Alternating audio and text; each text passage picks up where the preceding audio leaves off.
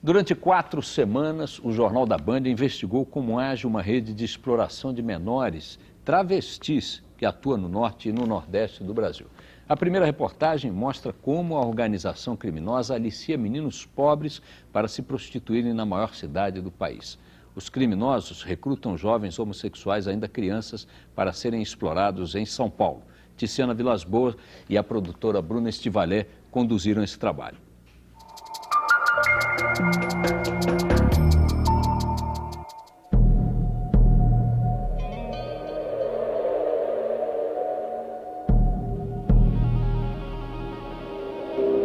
Eu sei o que eu sou, a minha alma sabe o que eu sou. Eu não botei ele no mundo para ele ser isso, mas já que ele escolheu que a vida dele era essa. Somos nós que somos a banda podre da história. Meu sonho...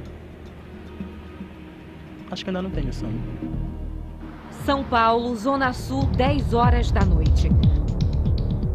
Travestis expõem o corpo e atraem clientes em meio à agitação da maior cidade do país.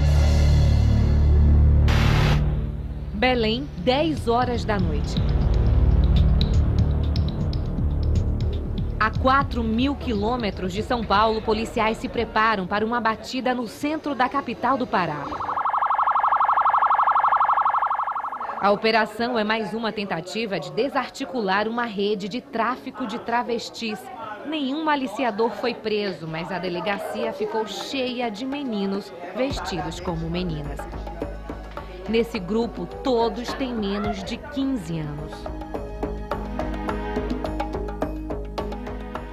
E qual é a ligação entre os carros luxuosos e clientes que pagam até R$200 por um programa em São Paulo e os meninos travestidos de mulheres fatais no centro de Belém?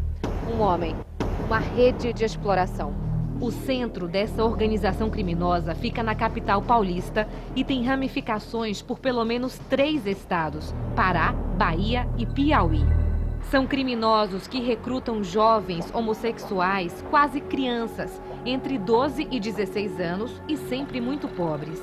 Pagam o transporte para São Paulo, financiam a transformação do corpo e exploram as travestis, quase um trabalho escravo. A polícia e o Ministério Público investigam a rede desde 2005, mas até agora apenas 2 agenciadoras foram presas em Belém. Segundo o promotor, como as famílias não notificam o desaparecimento dos filhos, é difícil até mesmo saber quantos são levados todos os meses. Existem as pessoas que fazem o recrutamento, existem as pessoas que fazem o transporte e existem as pessoas que efetivamente fazem a exploração. Então não deixa de ser uma organização criminosa, né?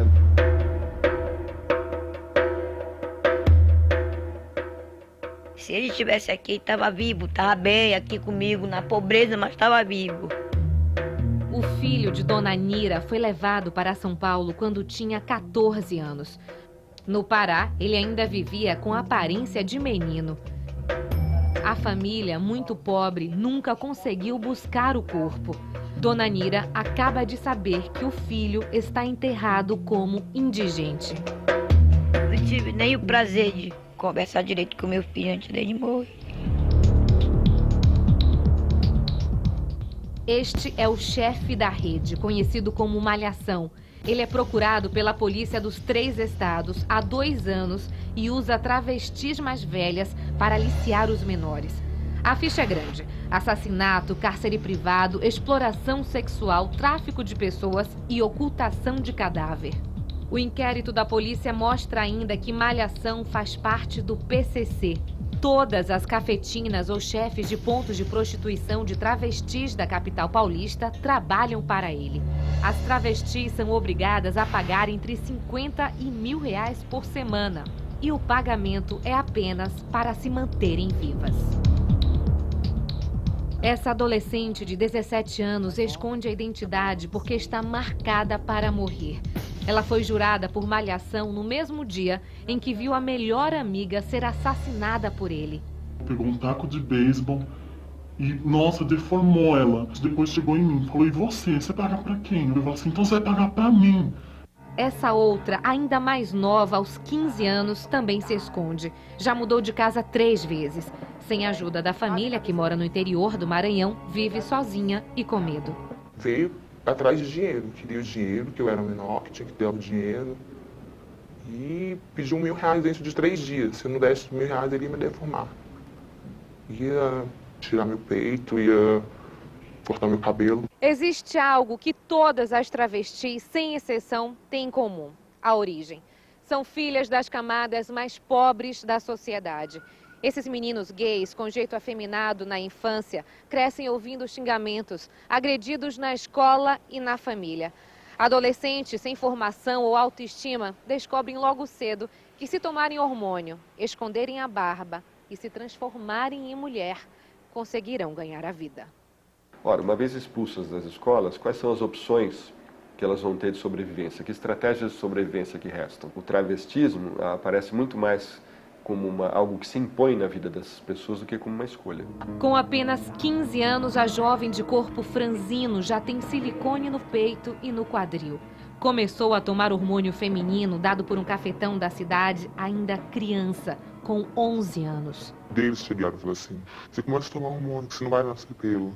Você vai ficar feminino, sua voz vai mudar. Você vai ficar no traje feminino. Aí, naquela, escondido dos meus pais, eu injetava e comecei. Eles botam tanta pressão, sabe? Que acaba virando travesti e depois, quando já tá transformado, se arrepende, porque não pode desfazer o que já é, entendeu? A escola não me aceita, né? Se eu for no posto de saúde, eu sou maltratada. Se eu for na delegacia da queixa de um crime, eu sou colocada como agressora. Se ela já vive essa vida de exclusão, para ela é um risco a mais apenas, né? Então ela vai.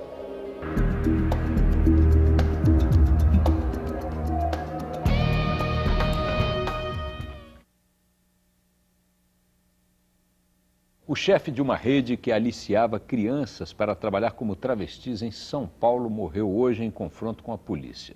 O criminoso era procurado há 3 anos. A ação da quadrilha, que explorava meninos pobres do Norte e do Nordeste, foi mostrada em reportagem exclusiva ontem do Jornal da Band. Uma denúncia anônima indicou à polícia o paradeiro de Malhação, acusado de comandar uma rede de tráfico de travestis. O local fica nesta favela, na zona leste de São Paulo, onde investigadores armaram um cerco. Houve a resistência, ele estava com um revólver calibre 38 reforçado, atirou contra o policial e no revide foi atingido. Foi socorrido ao Hospital do Hermínio Matarazzo, mas não resistiu aos ferimentos e faleceu. Malhação era procurado há 3 anos. A ficha dele, segundo a investigação da polícia, é grande: assassinato, cárcere privado, exploração sexual, tráfico de pessoas e ocultação de cadáver. Ontem, o Jornal da Band mostrou que a rede de prostituição comandada por Malhação atuava nos estados de São Paulo, Pará, Bahia e Piauí. Segundo a polícia, só de Belém, 50 travestis eram agenciadas por ele na capital paulista. Elas pagavam entre 50 e R$1.000 por semana para se manterem vivas.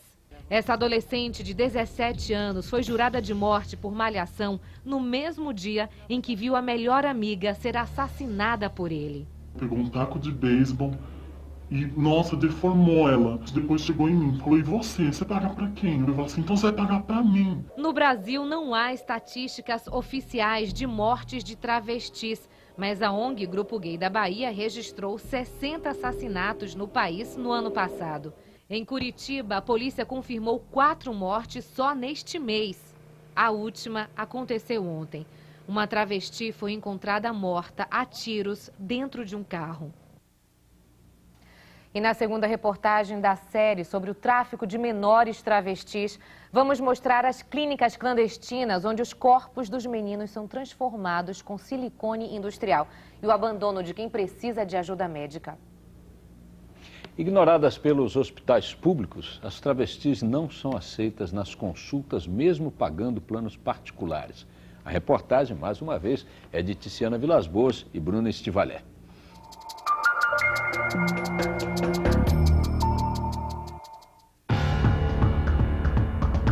Muitas das vezes o preconceito é tão mais forte do que o amor e o carinho, acaba jogando fora de casa. Uma coisa puxa a outra da prostituição, vem pra droga, a droga começa a roubar, quando vê tá perdido no mundo marginal. Raíssa viveu em São Paulo durante 3 anos. Só conseguiu se livrar das drogas, da prostituição e voltar para Belém, sua cidade natal, quando descobriu que era portadora do vírus HIV. Eu fiz uma aplicação de silicone com 5 travestis, amigas minhas, né? E uma delas faleceu. E realmente foi quando eu tive a plena certeza que foi da aplicação de silicone que eu contraí. Quando voltou, já com aparência de mulher, toda a família virou as costas para ela. Quase toda, porque Dona Terezinha, a mãe, não. Mas para aceitar Raíssa, perdeu o marido. Tu não vai bater, tu não vai xingar, tu não vai maltratar. Se tu achar ruim, que é vergonha para ti, pega as tuas coisas, aluga um quarto, vai morar fora, fica aí meu filho aqui, mas eu não vou abandonar meu filho.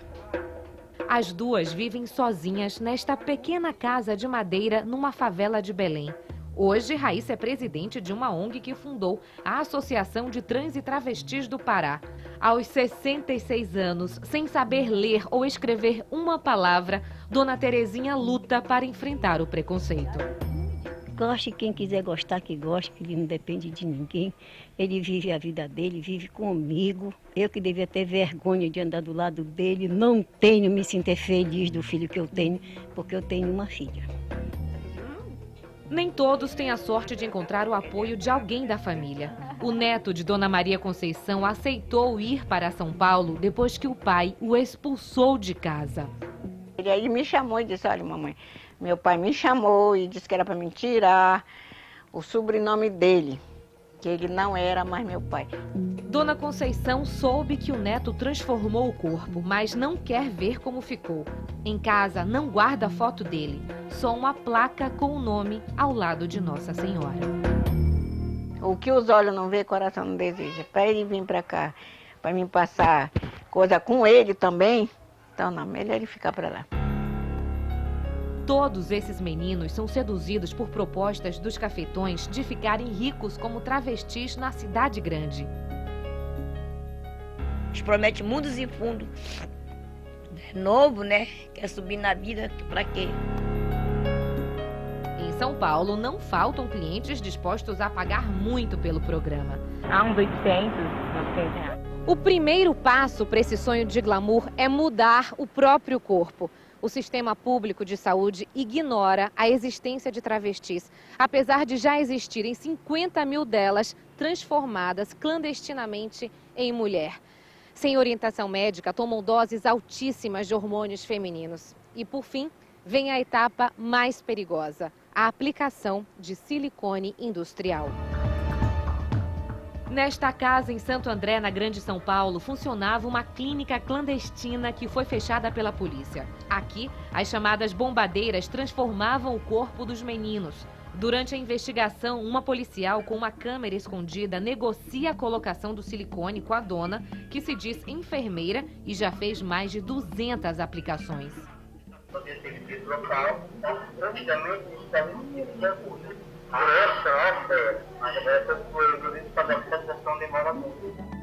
O silicone é o mesmo usado na indústria automotiva para óleos lubrificantes.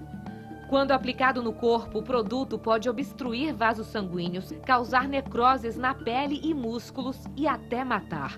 Antes de injetar o silicone, as travestis colocam esse sutiã feito de PVC e nylon, que serve como molde para o peito tomar forma.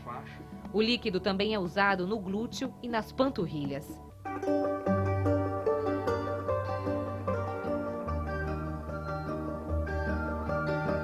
A Adriana acaba de conseguir emprego como cabeleireira. Ela já tem silicone no corpo e toma hormônio desde a adolescência. Preocupada com a dosagem segura da medicação, tentou por 8 anos ser atendida em hospitais públicos. Como nunca conseguiu ser aceita para uma consulta, começou a pagar um plano particular. Só que mais uma vez foi rejeitada. Ela não poderia me atender devido a especialidade dela ser ginecologia e não batia com o que estava escrito na minha operadora, com os meus dados cadastrais, no caso, o sexo.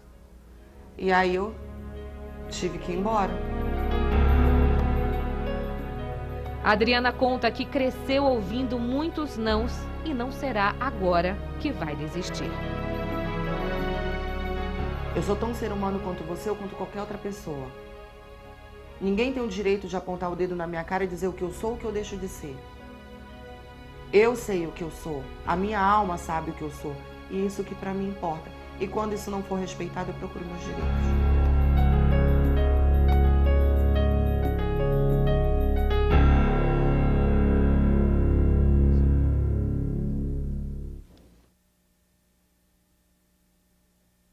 A CPI da pedofilia vai investigar a rede de aliciamento de menores revelada esta semana em série de reportagem aqui do Jornal da Band. A quadrilha recruta garotos pobres no Norte e no Nordeste para se transformarem em travestis e trabalharem na prostituição em São Paulo. A polícia descobriu hoje que a rede atua em mais de um estado.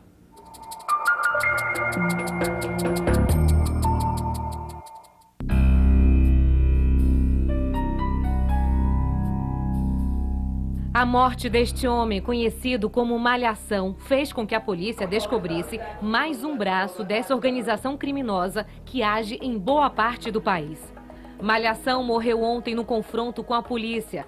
Os investigadores já sabem que, além do Pará, Piauí e Bahia, o Rio de Janeiro é mais uma rota de tráfico de menores. As mães de lá também denunciam que os criminosos aliciavam os filhos para se transformarem em travestis e se prostituírem nas ruas de São Paulo. O Jornal da Band, durante 4 semanas, investigou o esquema de prostituição.